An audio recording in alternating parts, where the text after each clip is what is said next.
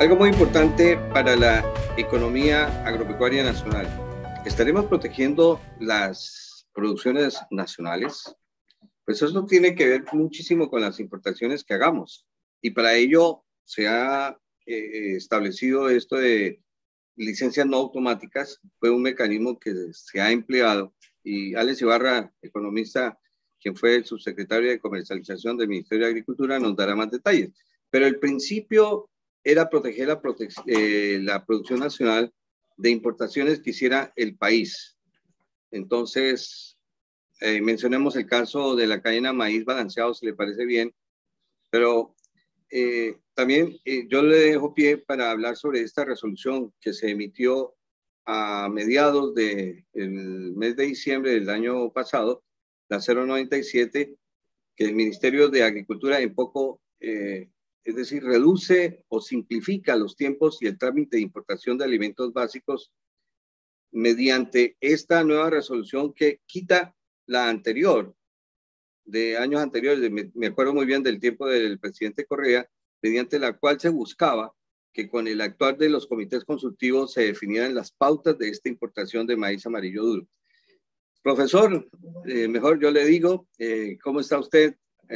Alex, comencemos, si le parece, antes de hacer una exposición general de la importancia de lo que está en juego, y solo de una cadena, solo hablamos de maíz amarillo y algunas producciones cárnicas que dependen de esta materia prima, porque imaginen, el aporte del sector agropecuario al PIB nacional es del 8%, tengo entendido, o más.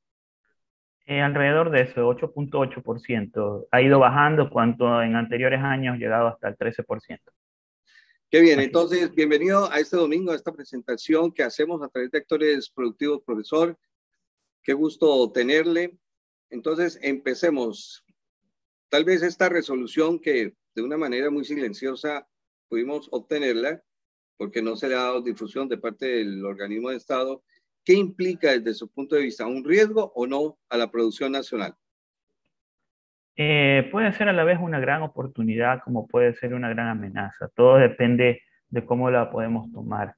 De antemano agradecido por tu invitación para poder ver desde un punto de vista técnico. Me he tomado la molestia de poderlo realizar con cifras actuales con las que tenemos del mismo Ministerio de Agricultura. Pues, y el acuerdo ministerial 097 sobre los no automáticos y aperturar esto, pues obviamente tiene unos grandes riesgos. Y eso es lo que vamos a analizar el día de hoy con algunos productos en adelante. Compartamos, ya vemos importancia de la cadena maíz, proteína animal, 2018, son los datos más recientes que poseemos, ¿no? Sí, son los datos últimos que hemos podido obtener de SEGINA, del Ministerio de Agricultura, y tenemos ahí la importancia, ¿no? En Ya. resumen, el aporte al PIB agropecuario de esta cadena de maíz y soya es el 5.9. Aparte de las de balanceado, pues obviamente tienen un ingreso bruto de más de 1.989 millones de dólares, ¿no? Y la proteína animal, que tenemos todo lo que son los lácteos, huevos, carne de pollo y carne de res y cerdo, pues ellos generan el 8.4 del PIB agropecuario y tienen ingresos por más de 4.009 millones de dólares y genera empleo para tanto empleo directo para más de 519.000 personas. En este sector, el impacto que tiene este acuerdo ministerial 097 lo he preparado en una pequeña diapositiva. Mm. 2011, cuando, el plan de mejora competitiva, en esa época, pues obviamente teníamos que el 35% del maíz duro amarillo era importado. Luego, ¿cómo ha ido cambiando esto, no? Es producción nacional y solo el 7%. En este año hemos tenido algunos desequilibrios, desbalances por las importaciones que se dicen que van a venir todavía, algunas estarán en tránsito, pues este desbalance de 93.7 puede ser más, las importaciones han de ir más, lo que obviamente va en detrimento de los pequeños y medianos productores, que son aquellos que obviamente no tienen economía de escala y por ende son los que van a salir mayormente perjudicados. Ahora, el desplazamiento por este acuerdo 097 se calcula en un 60%. El impacto en el maíz de la pérdida es que se dejarán de cultivar más de 95.000 hectáreas, la producción desplazada son 568.000 toneladas y los productores afectados 30.000 familias, 30.000 productores. Y la pérdida económica es más de Sí. 191 millones de dólares. Profesor, pero en algo hemos cambiado, porque según datos del 2018 al 2021, a 2021 la producción, el promedio nacional de productividad del maíz, pues ya no son 6 7, ya estamos bordeando los 8 y algo más. Ya hay productores, y eso se verá por el ahínco que vemos en estos momentos por los buenos precios, que la gente le va a invertir. Y producciones de 12 toneladas no serán de extrañar, economista, pero pongamos, ¿cuál era el promedio que en ese 2018 usted tenía de rendimiento nacional por hectárea de maíz amarillo? Bueno, tengo el dato más en quintales, ¿no? Bueno. Estamos hablando de unos 190 hasta máximo 200 quintales. Bueno, Ahora vemos estamos, sí, sí. híbridos que están sobrepasando los 220, 230. He escuchado algunos que han llegado a 260 con una Sí, tecnología de punta y con todo la agricultura 4.0 que ahora está en boga y que no hay que tenerle miedo, ¿no? Los no, drones, ya. etcétera, ¿no? No, entonces sí está muy ajustada a la realidad actual, porque ya hablamos de 8 toneladas para arriba. Siga, profesor, era mi inquietud. Sí, bueno, como decía, no hay que tenerle miedo a esta nueva tipo de agricultura 4.0 que ha Ujú. aportado mucho al plan de mejora competitiva. La agricultura son varias aristas. Hemos visto ahora también con muy buenos ojos este 1.30, se están dando créditos. Parece que por la pandemia, obviamente, la aglomeración ha afectado un poco, pero creo que en el transcurso del tiempo van a irse dando esto para mejora. Si bien no es tanto, son hasta $5.000, pero estos $5.000 probablemente puedan servir para hacer al menos unas 2, 3 hectáreas de maíz y va a mejorar la economía agrícola de las zonas rurales, ¿no? Eso también hay que destacarlo, hay que Mm. decirlo, que es muy lo que se está dando en estos momentos, que es casi que inédito, es una de las promesas del presidente que se ha ido cumpliendo acorde a la medida de cómo se va ampliando nuestra economía y se va abriendo por el efecto del COVID. Eso en cuanto a las importaciones y producción del maíz duro amarillo en un periodo de 2007-2008 y viendo cómo ha mejorado, rigiéndonos al plan de mejora competitiva, que eso es lo que se debe hacer no solo en maíz, sino también en otros rubros como puede ser arroz, ¿no? Que también tiene problemas. Veamos brevemente, no sé, carne de cerdo, si les interesa, Claro, es claro. una proteína. Tenemos acá la carne de cerdo, tenemos un cuadro muy lúdico y explícito en el cual vemos esa brecha del 92% entre el precio internado sin arancel, estamos hablando de carne de cerdo, y el precio del pequeño productor. Es casi que abismal. Si se llegasen a dar estas importaciones, ese es el diferencial, ¿no? Y si ustedes leen del lado derecho, dice, en el supuesto de que el productor acceda a las importaciones de maíz cero arancel, el costo de producción sería, al menos sería un 8% menor. Sin embargo, lo importante es considerar que el 93.7% son pequeños productores de transporte familiar que difícilmente pueden acceder a esas importaciones. Es la realidad de nuestros productores acá en Ecuador, de que no todos son grandes, la mayoría de los que generan empleo son los pequeños y medianos, por ende van a ser afectados, ¿no?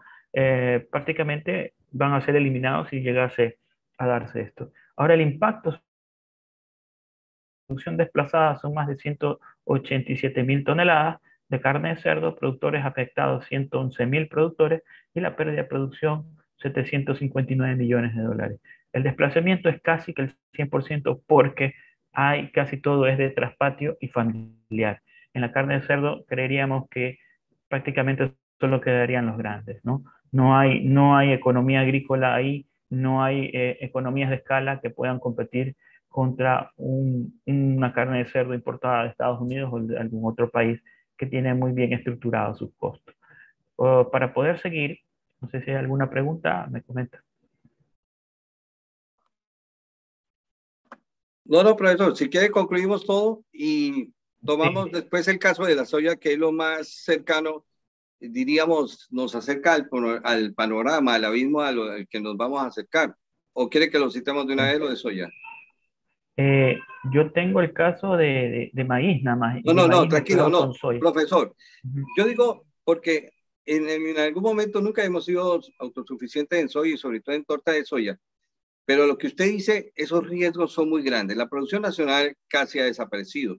Actualmente, en el 2021, y según datos del Sistema de Información Pública Agropecuaria, profesor, importamos el año pasado, imagínese la cifra de soya en torta, ¿no? Más de 700 millones de dólares. Oigan bien, 700 millones en torta de soya, que es lo que más importamos, aceite de soya y aceite de soya, los demás. Esto también se une porque es una de las fuentes de materia prima para la elaboración de balanceados, pero esa es la realidad. Desapareció, se puede decir, la soya del Ecuador, siendo un cultivo que podíamos trabajarlo muy bien para rotación y evitar la proliferación de plagas, nitrificar nuestros suelos, eso por no decir más de las cualidades, pero lo cierto es que eso nos cuesta. Y es lo que usted dice, si estas medidas no protegen la producción nacional, ocurrirá lo mismo con maíz. Siga, profesor. Y Escuchamos. cómo no, tenemos ahora el impacto en carne de pollo. Carne de pollo, si bien el costo de producción de nuestra industria es un 41% más alto en relación al precio del producto importado sin arancel, mientras que el precio local del pollo faenado es 101% superior al precio de internado sin arancel. Si ustedes ven el gráfico, de color amarillo tenemos el costo de producción de la industria, ¿sí? Y en diferencia con el de celeste, el precio del pollo local faenado es abismal, es 101%. De esta manera, pues obviamente si sucediese el escenario que no se quiere, obviamente pues es catastrófico, ¿no? Es casi que irrecuperable, el desplazamiento sería el 96%, quedarían solo los grandes, aquellos que tienen una gran economía de escala, el impacto en la producción desplazada serían más de 500.000 toneladas que se dejarían de producir, los productores afectados más de 220.000 y la pérdida de producción es de más de 1.272 millones de dólares que se perderían por importaciones, ¿no? Lo que no se quiere es que Ecuador sea un Panamá, que toda la producción la importa y obviamente eso va en detrimento del desempleo y de la pobreza y los cinturones de miseria en las grandes ciudades del país, ¿no? Con los precios nacionales versus los precios de nuestro inmediato competidor, Estados Unidos, los precios de leche en polvo líquida en Ecuador sería en promedio un 38% más y un 41% más alto en cuanto a la leche líquida y en polvo, ¿no? El precio internado de la leche importada desde Estados Unidos tiene un promedio de 32 centavos de litro. Un promedio que obviamente creo que acá en Ecuador ni siquiera el costo de producción llega a eso. Y nosotros ese precio ya acá es internado, ¿no? Según datos de la AXO en el 2015. El 41%, como ustedes ven, es el diferencial entre el precio internado sin arancel, que está de color celeste, y tenemos el de color plomo, que es el precio del productor de leche en Ecuador. Es el 41%. Es sumamente alto, ¿sí? Este diferencial que hace, pues obviamente que no somos competitivos. Las pérdidas son más de 363 millones de dólares, ¿no? El resumen de todos estos productos sensibles, como ustedes pueden ver, tenemos que la producción desplazada es más de 2.359.000 toneladas.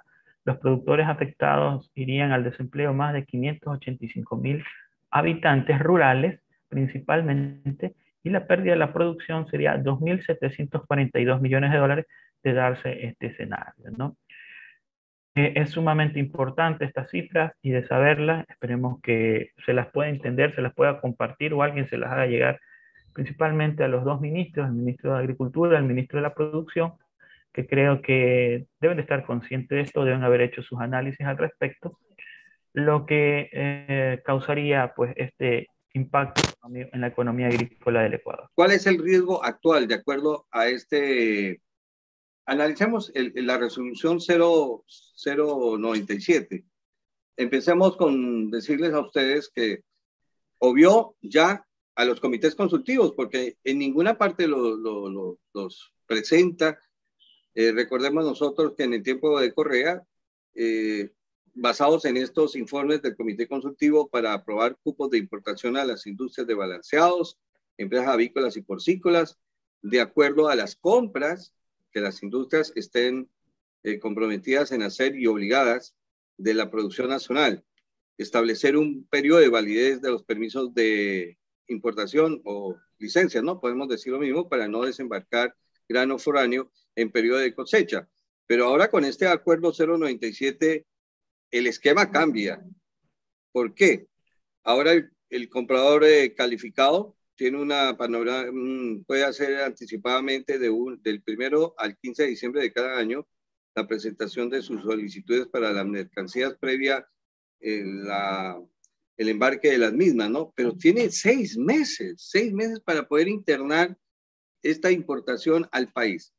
Empecemos por este detalle. ¿Usted qué nos indicaría, economista Alex? Al leer el acuerdo ministerial, sin decirlo, pues sobreentiende que ya no tiene razón de ser los consejos consultivos. Claro. Que de los últimos obviamente han sido bastante accidentados en cuanto a maíz. Principalmente porque no se invitan a los personajes que tienen relevancia, ¿no? Probablemente invitan a aquellos que sean amigos o etcétera. Ahora, los consejos consultivos no solo son para definir los precios mínimos de sustentación, hay un reglamento. ¿Sí? No se ha seguido la reglamentación, lo menos, y pues con pues prácticamente desaparecería. Principalmente son para poder definir un plan de competitividad, entiendo yo, deberían hacerlo de esa manera y pues obviamente ahí va evolucionando y ir viendo una medida. Pero estas medidas de shock lo que generan obviamente es desempleo, principalmente rural, cuando deberíamos generar mucho más empleo y además pues por decreto no se mejora la competitividad. Ahora por último le quería preguntar, se cuestiona la calidad de nuestros productores, pero son productos, por eso uno se protege, subsidiados, que sí tienen apoyo del Estado, que tienen favorecimientos. En cambio, en nuestro caso, el agricultor ni crédito, ni tecnología, ni semillas promisorias. Esto se denota en medio del plan de competitividad, ¿no? Todas estas aristas que comentas tienen que ir en un conjunto. La agricultura no es solo semilla, no es solo capacitación, no es solo crédito, es tecnología, es etcétera. Muchísimas más aristas. Las aristas, esto es un conjunto. Esto es un conjunto que pones en una licuadora para que salga la competitividad de un país. Hemos avanzado mucho en cuanto a la competitividad del maíz, casi que estamos a niveles nacionales, pero obviamente hay que seguir avanzando muchísimo más. De esta manera, pues nosotros como productores no podemos decir que tenemos una mala materia prima, que a veces la industria lo dice en cuanto al maíz, dicen que es un maíz que de baja calidad, etcétera. A veces también es para poder justificar las importaciones de alguna u otra manera y decir que tienen una materia prima barata y de mejor calidad, pero relativamente no es así. Nuestra materia prima sí es buena, sí es cara, pero por lo que tú comentas. En otros países se subsidia, se tienen mayores tipos de ayuda, pero acá obviamente con una moneda dura y sin subsidio es sumamente difícil hacer agricultura, principalmente para aquellos que son pequeños, que no tienen una buena economía de escala. Y en esto, ¿qué papel juega el Ministerio de la Producción y el COMEX?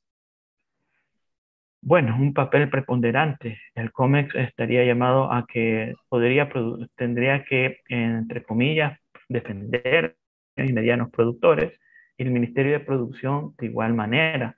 Pero vemos que siempre hay una pugna de poderes entre COMEX, Ministerio de Producción y Ministerio de Agricultura que tiene que defender a los agricultores, ¿no? A veces, cuando estaba yo allí, decía, bueno, ustedes quieren eso, pues sería bueno también que nos ayuden con los paros, ¿no? Sería bueno. Ay, ay, ay.